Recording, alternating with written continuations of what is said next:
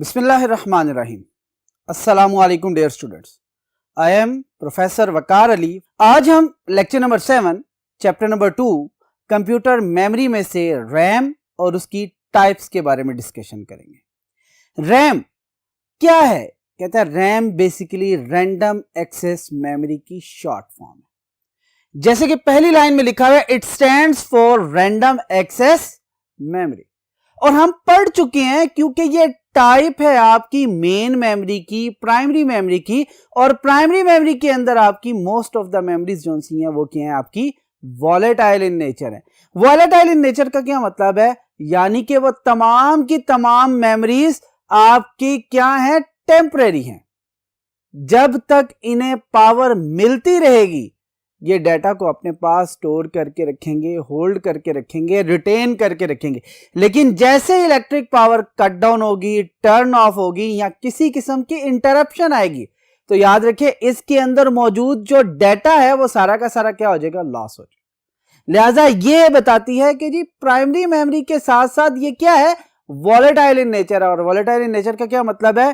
Temporary memory है जिसके अंदर डाटा सिर्फ उस वक्त तक स्टोर रहता है जब तक कि आप पावर सप्लाई से करते रहते हैं। जैसे ही पावर कट डाउन होगी इसके अंदर मौजूद डाटा सारा का सारा क्या हो जाएगा? रिमूव हो जाएगा। फिर क्या कहते हैं? यूज्ड एज रीड और राइट मेमोरी। ऑब्वियसली क्योंकि हमारे पास जितनी भी मेमोरीज है मोस्टली हम उसके ऊपर दो तरह के ही ऑपरेशंस परफॉर्म कर रहे होते हैं, रीड और राइट। लेकिन कुछ एक ऐसी हैं जो कि आपको क्या करती हैं? एक दफा राइट करने की परमिशन देती हैं, उसके बाद सिर्फ आप क्या कर सकते हैं? रीड कर सकते हैं। उसके ऊपर बार बार राइट के ऑपरेशन परफॉर्म नहीं कर सकते। यहां तक बात क्लियर होगी। फिर क्या कहता है? कहता है याद रखें रैम बेसिकली आपका क्या स्टोर कर रही होती है? आपके एक्टिव प्रोग्राम और डाटा। क्या स्टोर कर रही है?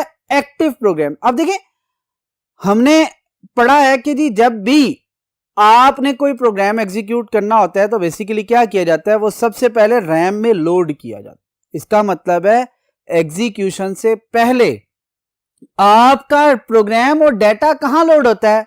रैम में। लिहाजा जो एग्जीक्यूट हो रहा है वो कौन सा डाटा हुआ? Active data. बात क्लियर हुई? तो इसलिए कहते हैं कि जी एक्टिव प्रोग्राम या एक्टिव डाटा जो सा होता है वो कहां पर आपका पड़ा होता है? वो आपका रैम के ऊपर पड़ा होता है। यानी कि वो तमाम का तमाम डाटा जिसके ऊपर करंटली कोई वर्किंग होनी है या वर्किंग हो रही है वो कहां पर है? आपका रैम के पास पड़ा हुआ। फिर क्या कहता है? Contents change continuously as the computer executes a program. कहते हैं याद रखिएगा जो रैम है क्योंकि हम बता चुके हैं इट्स अ टेम्परेरी मेमोरी। और कहते हैं टेम्परेरी मेमोरी में क्या होता है? डाटा टेम्परेरी स्टोर होता है। याद रखिएगा इसमें ट्रांजिस्टर्स यूज होते हैं, इसमें डिफरेंट चीजें यूज हो रही होती हैं जो कि क्या कर रही होती हैं? कॉन्टिन्यूसली चार्ज होने के बाद डिस्चार्ज हो रही होती हैं। वो अपने चार्ज को लीक आउट कर देती हैं जिसकी वजह से इसके अंदर मौजूद जो डाटा है वो क्या होता रहता है? चेंज होता रहता है। कैसे चेंज होता है? कहता है हमने क्या किया? एक प्रोग्राम एग्जीक्यूट कर रहे थे, उसका कुछ पोर्शन पहले लोड करके एग्जीक्यूट करवाया। जैसे एग्जीक्यूट हुआ दूसरा पोर्शन जो सा लोड हो जाएगा पुराना चेंज हो जाएगा। और कहता है ये कॉन्टिन्यूसली क्या करता रहेगा? अपने कंटेंट्स को चेंज करता रहेगा। बात क्लियर हो रही है कि रैम इसी वजह से टेम्परेरी रखी गई है कि इसके डाटा को चेंज किया जाए। अगर फॉर एग्जांपल हमारे ध्यान में आता है कि सोचते हैं कि जी जो आपकी रैम है ये भी परमानेंट होती तो कितना अच्छा होता। जरा गौर करें, मैं एक मूवी देख रहा हूं फॉर एग्जांपल, वो जो है उसकी कैपेसिटी स्टोरेज जो सी है वो क्या है? 8 GB। मेरे पास जो रैम है वो कितने जीबी की है? For example 2 GB। आप ये समझते हैं कि जी 2 GB में से पहले ही कुछ पोर्शन तो आपके किसने लिया होगा? कुछ आपके ऑपरेटिंग सिस्टम ने लिया होगा, कुछ आपके ग्राफिक्स कार्ड ने लिया होगा, कुछ रिमेनिंग पोर्शन आपकी डिफरेंट प्रोग्राम्स और एप्लीकेशन ने लिया होगा जो बैकएंड पे आपकी एग्जीक्यूट हो। फॉर एग्जाम्पल मैं कहता हूं 1.5 GB अभी तक आपकी क्या है? फ्री है। आपने मूवी जो प्ले करनी है वो कितने है? 8 GB की है। आपकी रैम की कैपेसिटी क्या है? 1.5 GB।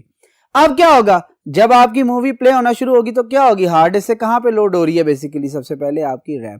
रैम अगर परमानेंट है तो कहते हैं 1.5 GB में जाके आपका डाटा बाकी जो रिमेनिंग है मूवी का वो लोड नहीं हो सकेगा। फिर क्या होगा? स्टक हो जाएगी। आपको सबसे पहले जाके खुद उस रैम में से 1.5 GB को क्या करना पड़ेगा? रिमूव करना पड़ेगा और फिर नया 1.5, फिर 1.5 रिमूव, फिर नया 1.5। और कहते हैं कि बार बार यूजर करेगा। इसी वजह से टेम्परेरी मेमोरी इसे बनाया गया। क्यों? कि ऑटोमेटिकली रिफ्रेश होती रहे और वो कंटेंट्स जो कि इस्तेमाल हो रहे हैं वो रैम में मौजूद नहीं, जो इस्तेमाल नहीं हो रहे वो क्या होते जाए, रिमूव होते जाए। बात क्लियर हो रही है। और कहता है ऑब्वियसली यहां से बहुत सी चीजें हम देखेंगे कि जैसे जैसे आपका साइज इंक्रीज करता है रैम का, ऑटोमेटिकली आपकी प्रोसेसिंग ज्यादा प्रोग्राम्स की होती है, आपकी प्रोसेसिंग स्पीड ज्यादा इंक्रीज हो जाती है। यहां तक बात क्लियर है। फिर क्या कहता है यहां पर देखने कि large RAM size increase the processing speed. कैसे? ये पहले भी डिस्कस कर चुका हूं, फिर भी देखिए, जब आपके पास रैम का साइज ज्यादा है तो आप मल्टीपल प्रोग्राम्स लोड कर सकते हैं। जब मल्टीपल प्रोग्राम्स लोड कर रहे हैं तो इसका मतलब है जो स्विचिंग होनी है वो बहुत ज्यादा फास्ट होगी, और जब स्विचिंग फास्ट होगी तो ऑटोमेटिकली आपकी प्रोसेसिंग स्पीड भी क्या हो जाएगी, फास्ट हो जाएगी। इसीलिए जैसे जैसे आपकी जो रैम का साइज इंक्रीज होता जाएगा आपकी प्रोसेसिंग स्पीड भी क्या होती जाएगी, इंक्रीज होती जाएगी। और जैसे जैसे आपके रैम का साइज डिक्रीज होगा आपकी प्रोसेसिंग स्पीड भी क्या हो जाएगी, डिक्रीज हो जाएगी, कम हो जाएगी। यहां तक बात क्लियर होगी। अब हम बात करते हैं जी इसका एक डिसएडवांटेज भी है। डिसएडवांटेज वो क्या है? बेसिकली हम तो उसे एडवांटेज के तौर पे लेके गए, लेकिन डिसएडवांटेज है वो क्या है, वॉलेटाइल इन नेचर है। कहता है जैसे ही पावर कट ऑफ होगी, जैसे ही पावर ऑफ होगी, क्या होगा, इसके अंदर मौजूद डाटा सब जाया हो जाएगा, लॉस हो जाएगा। बात क्लियर हुई। यानी कि हम कोई काम कर रहे थे और काम करते करते अभी मैंने सेव नहीं किया था कि अचानक पावर फेलियर हुआ और आपका कंप्यूटर सिस्टम ऑफ हो गया।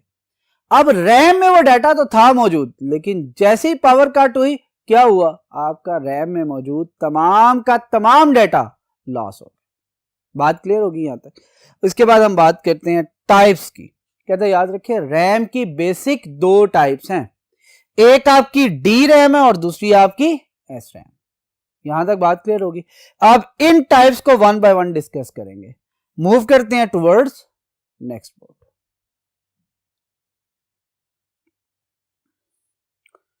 जी अब हम बात करते हैं डायनामिक रैंडम एक्सेस मेमोरी, जिसकी शॉर्ट फॉर्म क्या है, डी रैम।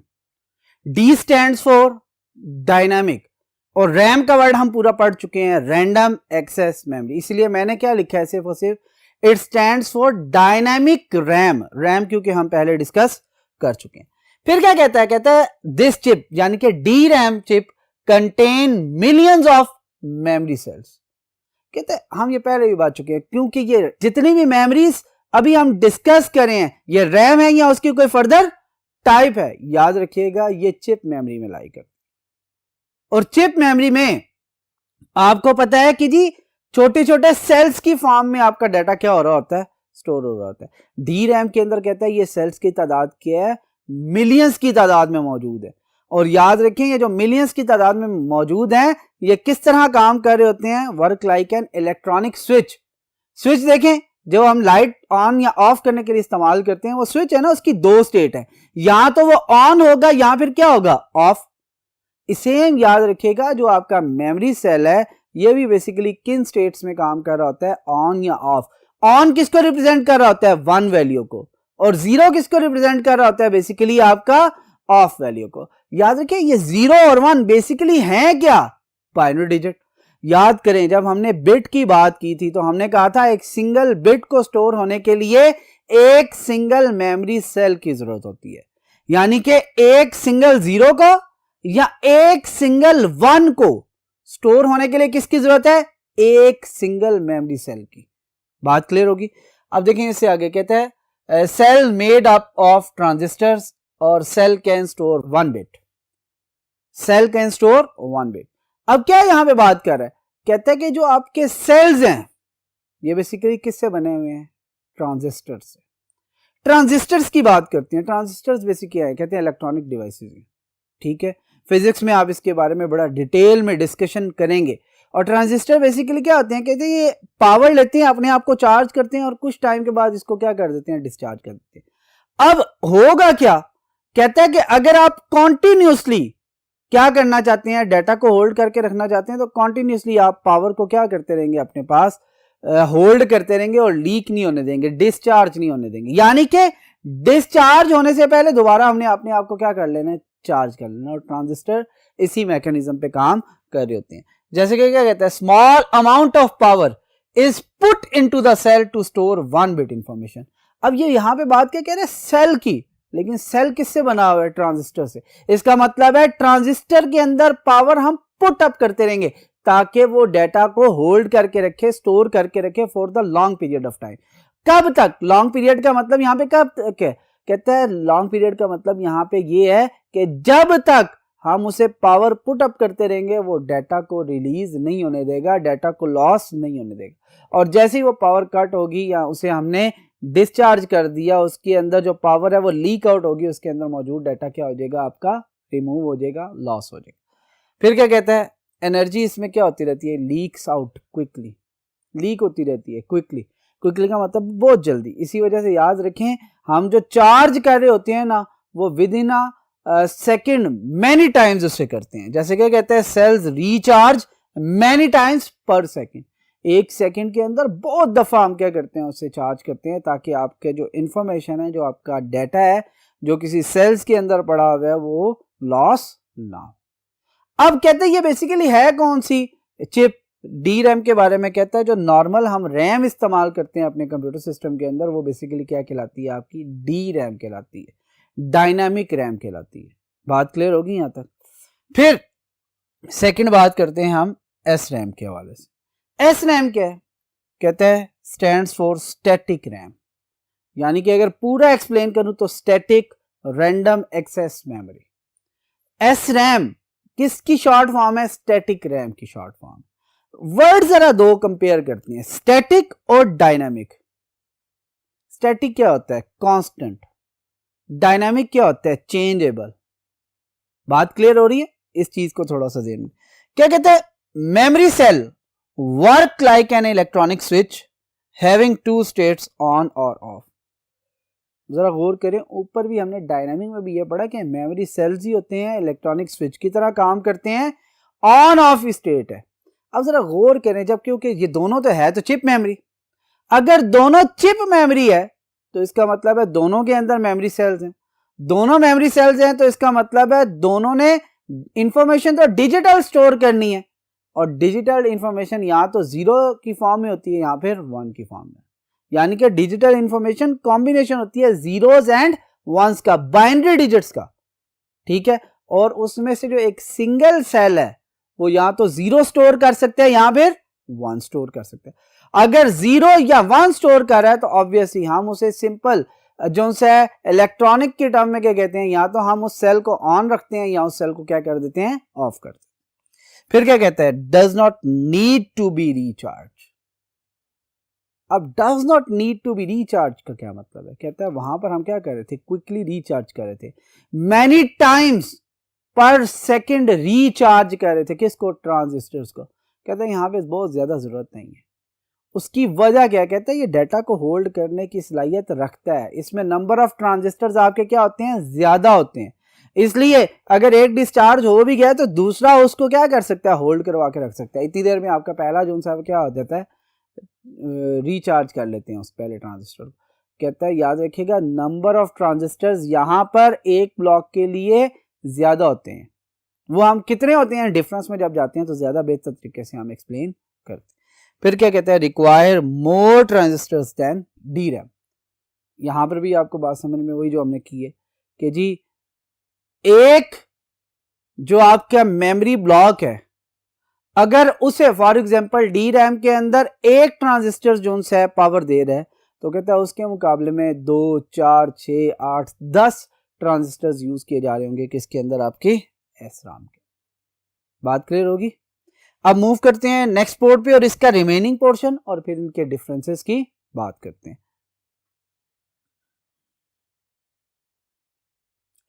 जी अब हम बात कर रहे हैं एस रैम के रिमेनिंग पॉइंट्स के हवाले से। एस रैम क्या थी, हमने बात की थी कि यहां पर ये more than one transistors use करते हैं, या as compare to D RAM इसके ट्रांजिस्टर्स की तादाद क्या है, ज्यादा है। कहते हैं अब जरा गौर करें, हमने कहा था कि जी क्या किया जा रहा है इसके अंदर, इसे रिचार्ज नहीं किया जा रहा ट्रांजिस्टर्स को, ठीक है, और ये स्टैटिक है। अब जरा गौर करें, मैंने स्टैटिक और डायनामिक के वर्ड की बात की थी। स्टैटिक क्या है, कांस्टेंट, डायनामिक क्या है, चेंजेबल।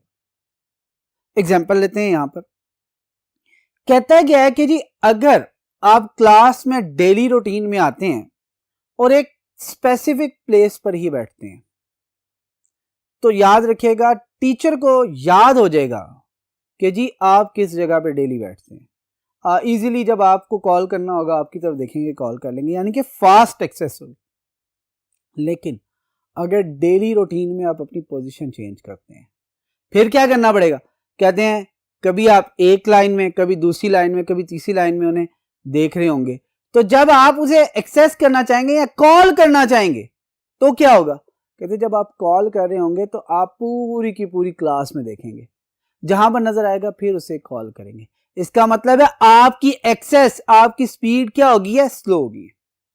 लिहाजा सेम इसी तरह कहते हैं डायनामिक रैम जो सी है उसके अंदर एक्सेस मेथड रीड या राइट क्या है? स्लो है, उसकी प्रोसेसिंग स्पीड क्या है? स्लो है। जबकि आपकी एस रैम की स्पीड क्या है? वो फास्ट है। जैसे कि पॉइंट में लिखा हुआ है faster as compare to D RAM. और उसके बाद क्या कहता है? Does not need to be refreshed periodically. कहता है आपकी रैम की कैपेसिटी बहुत बड़ी थी, आपने उसके अंदर डाटा को क्योंकि बार बार चेंज करना था, जैसे जैसे प्रोग्राम चेंज हो रहे थे तो उसके अंदर आप क्या करते थे? रिफ्रेश करते रहते ताकि वो डाटा सारा का सारा चेंज होता रहे, उसके कंटेंट्स क्या होते हैं चेंज। कहते हैं यहाँ पर आपको बहुत ज़्यादा डाटा चेंज होता हुआ नज़र नहीं आएगा, और अगर बहुत ज़्यादा डाटा चेंज होता हुआ नज़र नहीं आ रहा तो आपको बहुत ज़्यादा फास्ट रिफ्रेश करने की ज़रूरत नहीं है पीरियडिकली। यानी कि वहाँ पर अगर हम कहते हैं कि विद इन अ सेकेंड आप 10 टाइम्स रिफ्रेश करें, तो यहाँ पर हो सकता है रिफ्रेश तो हो रहा होगा लेकिन उसकी रेशो क्या हो जाएगी? वो कम हो जाएगी। बात क्लियर होगी? फिर इससे आगे नेक्स्ट क्या कहता है? कहता है एक्सपेंसिव देन डी रैम। हमने पढ़ा क्या था? जरा गौर कीजिएगा।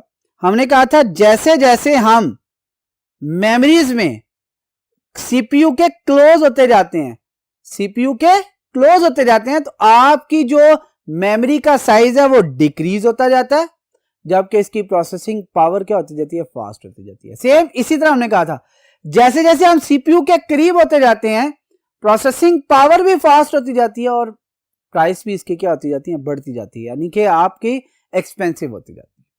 और जैसे जैसे हम सीपीयू से दूर होते जाते हैं तो आपकी जो प्राइस है वो कम होती है, स्पीड है कम होती है, लेकिन स्टोरेज कैपेसिटी आपकी क्या होती है? बढ़ जाती है। यहाँ तक बात क्लियर हुई? कहता है याद रखिए जो इसकी बेस्ट एग्जाम्पल है, यहाँ पे मैंने लिखी नहीं है, लिख देता हूँ। कहते हैं जो इसकी एग्जाम्पल है वो क्या है? बेसिकली अगर हम बात करें तो कैश।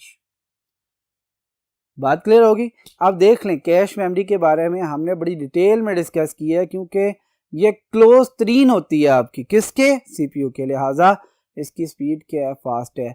फिर इसमें डिफरेंट लेवल्स आ जाते हैं जिसमें L1, L2, L3, level 1, level 2 और लेवल 3 आ जाते हैं। यहाँ तक बात क्लियर होगी?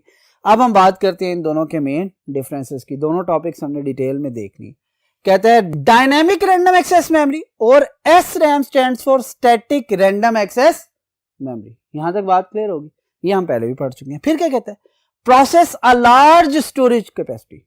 हमने क्या बात की है? जरा गौर करें। रैम्स के बारे में हम अक्सर कहते हैं कि 1 GB से लेकर 16 GB तक इस्तेमाल करें, लेकिन जो आपकी कैशे मेमोरी होती है वो तो अभी तक मोस्टली किस में आई है? एमबीज में आई है, या केबीज या एमबीज में बात की जा रही होती है। इसीलिए क्या कहता है? ये लार्ज स्टोरेज कैपेसिटी को प्रोसेस कर सकता है, जबकि ये क्या करता है? स्मॉलर साइज जो आपका डाटा होता है उसे प्रोसेस करवा रहा होता है। बात क्लियर होगी यहाँ पर? फिर क्या कहता है? ये कहाँ पर प्लेस होती है? कहते हैं याद रखें ये मदरबोर्ड पर जो आपकी मेमोरी स्लॉट्स होती हैं उनमें प्लग होती है। जो आपका स्टैटिक रैम है जिसे हम कैशे मेमोरी कहते हैं ये तो पहले से ही एम्बेड हुई होती है। यहां तो इनसाइड द सीपीयू होगी या in between CPU and RAM होगी ऑन मदरबोर्ड। ठीक है, ये लैज हुई होती है, एम्बेड हुई होती है, ये हम चेंज नहीं कर सकते। फिर क्या कहता है? चीप इन प्राइस है। ठीक है, कैपेसिटी क्या है? ज्यादा है, लेकिन प्राइस क्या है? कम है। क्यों? स्पीड कम है। ये क्या है? ये एक्सपेंसिव इन प्राइस है। क्यों? क्योंकि ये फास्ट इन एक्सेस है। बात क्लियर हुई? इस वजह से। नेक्स्ट पॉइंट क्या कहता है? It is slower, it is faster. Obviously close to CPU है तो स्पीड भी आपकी क्या हो जाएगी? इसकी फास्ट हो जाएगी। ये थोड़ा सा दूर है तो लिहाजा इसकी स्पीड भी क्या हो जाएगी? स्लो। फिर यहां पर जरा गौर कीजिएगा, ये बड़ा इंपॉर्टेंट पॉइंट है। क्या कहता है? आपकी जो डी रैम है इसका जो एक मेमोरी ब्लॉक होता है उसके लिए एक सिंगल ट्रांजिस्टर की जरूरत होती है, यानी कि require single transistor to form a block of memory. एक पूरे ब्लॉक ऑफ मेमोरी को फॉर्म करने के लिए एक सिंगल ट्रांजिस्टर की जरूरत होती है, जबकि दूसरी तरफ क्या कहते हैं, require 6 transistors to form a single block of memory. SRAM के अंदर एक की बजाय कितने ट्रांजिस्टर इस्तेमाल हो रहे हैं, 6। इसी वजह से याद है हमने कहा था कि हमें क्विकली रिचार्ज नहीं करना पड़ रहा होता, ठीक है, हमें बार बार फौरी तौर पे जो मैनी टाइम्स पर सेकंड की बात कर रहे थे कि हम उसे रिचार्ज करेंगे, उसे पावर पुट इन करेंगे, वो अब जहां पर नहीं किया जा रहा होगा। इसी वजह से इसकी स्पीड फास्ट है, इसको ज़्यादा रिफ्रेश करने की ज़रूरत नहीं पड़ती, जबकि यहाँ पर आप बार बार क्या कर रहे होते हैं, रिफ्रेश कर रहे होते हैं। फिर डी रैम की मैंने एग्जांपल क्या दिया, आपकी जो रैम इस्तेमाल हो रही होती है कंप्यूटर सिस्टम में वो आपकी क्या है, डी रैम है। जबकि एस रैम के अंदर आपके पास जो है वो कैशे बेस्ट एग्जांपल है, जिसे हम कैश मेमोरी भी कहते हैं और समटाइम कैशे मेमोरी भी कहते हैं। यहाँ तक बात क्लियर हो चुकी होगी। आज का टॉपिक बेसिकली रैम और उसकी टाइप से रिलेटेड था, जिसे हमने डिटेल में पहले डिस्कस किया और आखिर में एस रैम और डी रैम दोनों के डिफरेंसेस भी क्लियर किए। उम्मीद है आज का लेक्चर आपको समझ आ चुका होगा। इंशाल्लाह नेक्स्ट लेक्चर में आपसे फिर मुलाकात होगी। Thank you. अल्लाह हाफ़िज़।